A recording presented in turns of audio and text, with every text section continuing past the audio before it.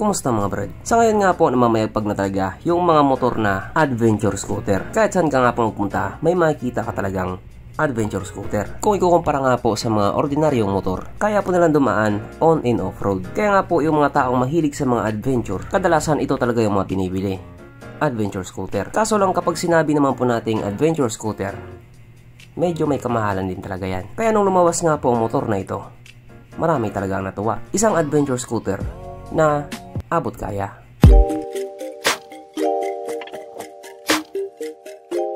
Pero syempre bago tayo magpatuloy, kung bago ka pa lamang napadpad dito sa aking walang kwentang channel, huwag ka nang subscribe.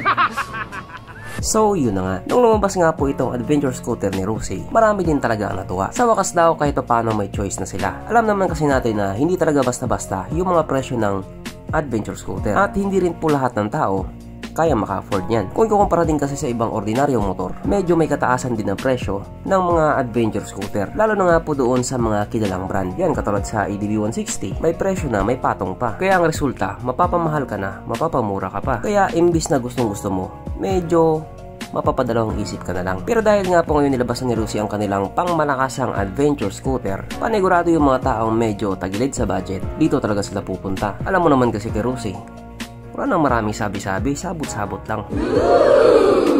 Pero kahit ganun nga po, may mga tao pa rin talaga na medyo allergic din sa mga brand na made in China. Lalo na nga po sa brand na Rusi. Alam naman po natin na isa din talaga ang Rusi sa may napakadaming basher. Kahit nga po wala siyang ginagawang masama, masama na po siya sa paningin ng ibang tao. At ang gusto nga po nila, adventure scooter na mura pero hindi made in China. Ang tanong, meron bang ganun?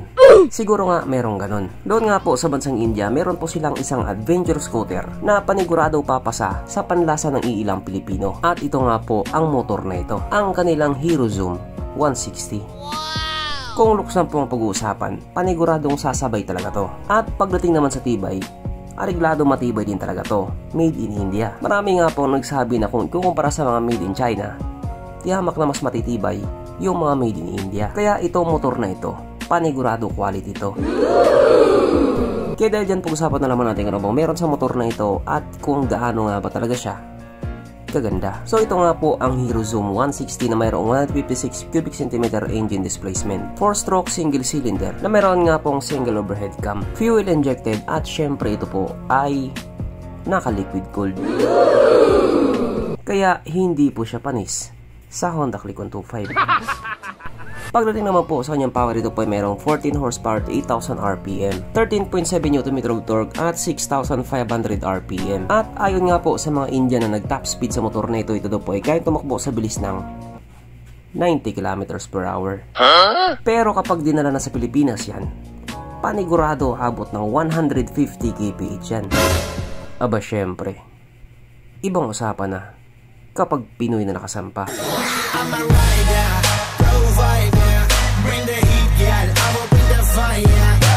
Ang kanyang tangke ay kaya magkarga ng 12 liters fuel tank capacity na kumukonsumo naman po ng 40 km per liter. So para nga po sa isang 160cc na adventure scooter na kumukonsumo ng ganon, matipid na po yun. Ang sukat na niyang gulong 120/70/14 sa harap at ganon din po sa likuran. Parehas na din po itong naka-tubeless. Pagdating naman po sa kanyang braking system, ito po ay naka-disc brake sa harap at drum brake pa din po sa likuran. Pero syempre meron po itong ABS or yung anti-lock braking system. Mapunta naman po tayo sa iba pa niya mga features. So ang ilaw nga po sa motor na ito, naka full LED na po. At yung sarapang bahagi nga po, parang may pagka-rally type yung datingan niya, na bagay din naman sa kanya. Ang kanyang gauge panel ito nga po ay naka full digital. Syempre dahil ito nga po ay bagong motor, naka-keyless na po ito. Yes po, ito po ay naka-smart key system na. Kaya dito nga po sa motor na ito, papindot pihit ka na lang. At oo nga pala, meron din siyang smart connect. Wala naman daw talaga ang connect, sabi ng ibang tao. Pero present nga din po sa motor na ito ang walang kamatayang ISS or idling stop system. So sa 70,000 pagkakataon nga po, uulitin ko na naman to. Ito nga po yung mekanismo na kapag nakahinto ka sa isang traffic light at hindi mo pinihit yung silinyador sa loob ng 3 or 5 segundo, kusa nga pong mamatay ang makina sa motor mo. At pihitin mo lamang din siya pabalik, kusa na rin siya nga andar. At hindi rin po mawala sa motor na ito ang kanyang USB charging port na para kahit saan ka nga po magpunta, hindi ka na mangangamba na baka malubat yung cellphone mo. Kasi nga manonood ka pa ng Pornhub. Kaso lang dahil ito nga po ay bagong motor, syempre wala na po siyang kickstart na siya nga pong palaging hinahanap ng mga taong walang pambili. Pero dito, may pambili ka man o wala, alam kong hinahanap mo talaga to. Sapagkat nandito na nga po tayo sa exciting na part, ang kanyang mga suspension. So sa harapang bahagi nga po ito ay ginamitan ng telescopic fork. At sa likuran naman ito po ay gumagamit ng dual shock absorber na ayon nga po sa mga taong nakagamit sa motor na ito, magandang bounce.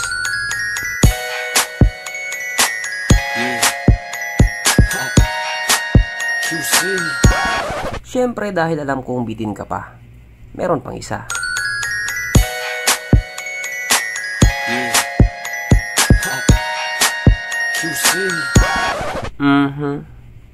Panigurado. Wala na namang nalungkot.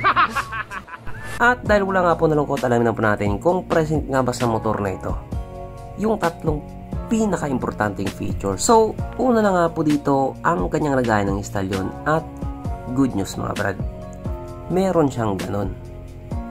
Meron siyang lagayan ng istalyon. Kaso lang, wala po siyang sabitan ng pulutan. At oras na nga po para sa ating Red Horse check, ang pinaka-importanting feature sa isang motor. At ayon nga po sa aking masusing pag-aanalisa, ang motor na ito ay kaya magkarga ng isang kahong Red Horse, pero kasya pa isang kahon sa kanyang underseat compartment.